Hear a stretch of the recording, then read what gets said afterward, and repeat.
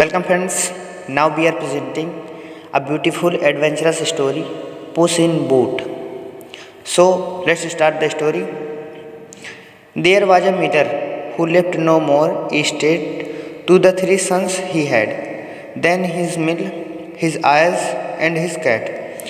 The partition was soon made. Neither the scrivener nor attorney were sent for. They would soon have eaten up all the poor patrimony. The eldest had the mill, the second the eyes, and the youngest nothing but the cat. The poor young fellow was quite comfortless at having so poor a lot. My brothers, said he, may get their living handsomely enough by joining their stocks together. But for my part, when I have eaten up my cat and made me a muff of his skin, I must die with hunger. The cat, who heard all this, but made as if he did not, said to him with a grave and serious air, do not thus afflict yourself, my good master. You have only to give me a bag and get a pair of boots made for me, that I may scramp through dirt and the brambles, and you shall see that you have not so bad a portion of me as you imagine. Though the cat's master did not build very much upon what he said, he had, however, often see him play a great many cunning tricks to catch rats and mice, as when he used to hang by the heels or hide himself in the mill and make as if he were dead, so that he did not altogether despair of his affording him some help in his miserable condition. When the cat had what he asked for, he booted himself very gallantly, and putting his bags about his necks, he held the strings of it in his two forepaws, and went into a warren where was great abundance of rabbits. He put bran and saw thistle into his bags, and stretching himself out at length, as if he had been dead, he waited for some young rabbit, not yet acquainted with the etiquettes of the world, to come and rummage his bag for what he had put into it. Scarce was he lain down, but he had what he wanted. A rash and foolish young rabbit jumped into his bag, and Monizer Puss, immediately drawing close the strings, took and killed him without pity. Proud of his prey, he went with it to the palace and asked to speak with his majesty. He was swayed up stairs into the king's apartment, and making a low reverence, said to him, I have brought you, sir, a rabbit of the warren which my noble lord, the Marquis of Carabas, means, for that was the little which Puss was pleased to give his master, has commanded me to present to your majesty from him. Tell the master, said the king, that I thank him, and that he does me a great deal of pleasure.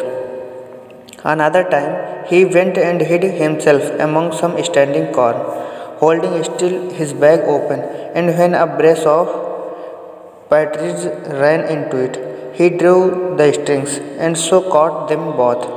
He went and made a present of these to the king, as he had done before of the rabbit which he took in the warren. The king in like manner received the partridge with great pleasure, and ordered him some money to drink. The cat continued for 2 or 3 months thus to carry his majesty from time to time, game of his master's taking. One day in particular, when he knew for certain that the king was to take the air along the riverside with his daughter, the most beautiful princess in the world, he said to his master, if you will follow my advice, your fortune is made. You have nothing else to do, but go and wash yourself in the river. In that part I shall show you, and leave the rest to me. The Marquis of Carabas did what the cat advised him to, without knowing why or wherefore. While he was washing, the king passed by, and the cat began to cry out as loud as he could. Help, help, my lord, Marquis of Carabas is drowning. At the noise, the king put his head out of his coach window, and finding it was the cat who had so often brought him such good game, he commanded his guards to run immediately to assistance of his lordship the Marquis of Carabas. While they were driving the poor Marquis out of the river, the cat came up to the coach and told the king that while his master was washing, there came by some rogues who went off with his clothes. Though he had cried out, "Thieves, thieves," several times, as loud as he could, the cunning cat had hidden them under a great stone.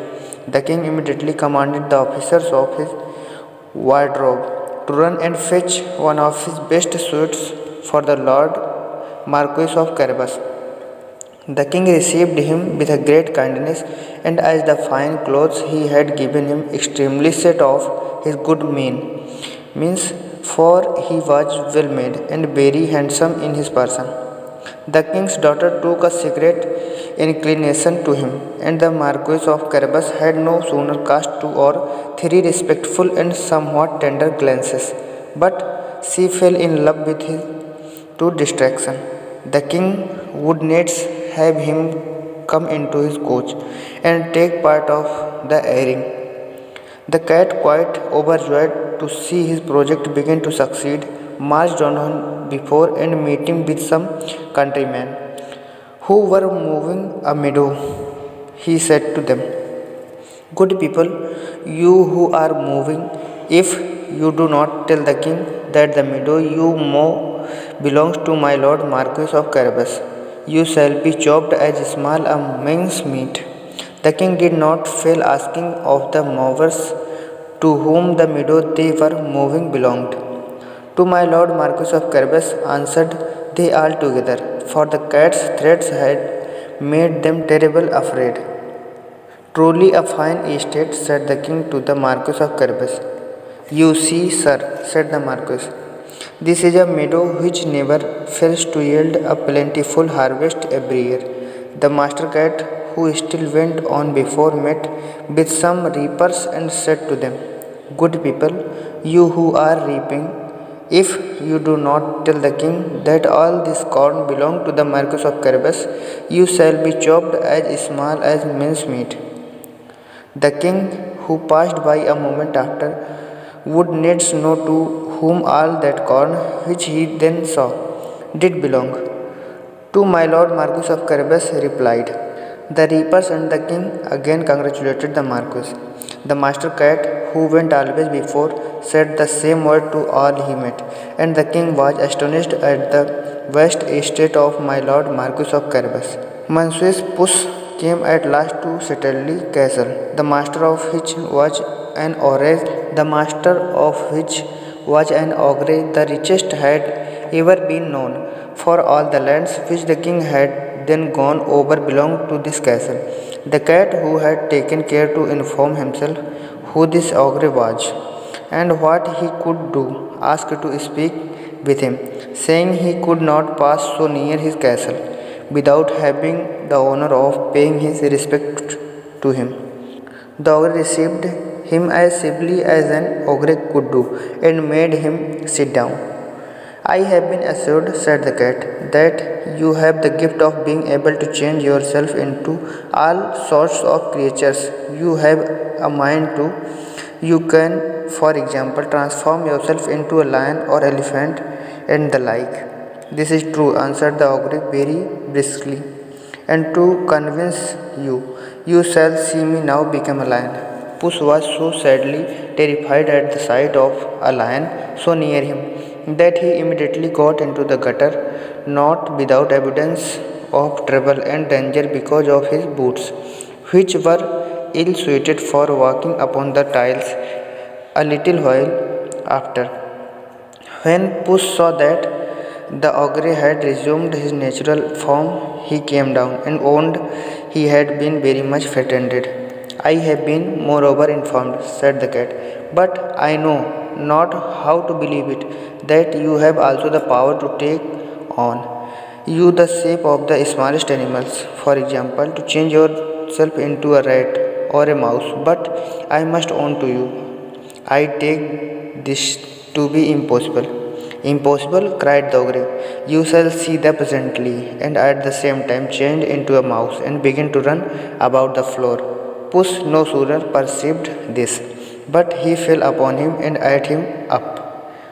Meanwhile, the king, who saw as he passed this fine castle of the ogres, had a mind to go into it.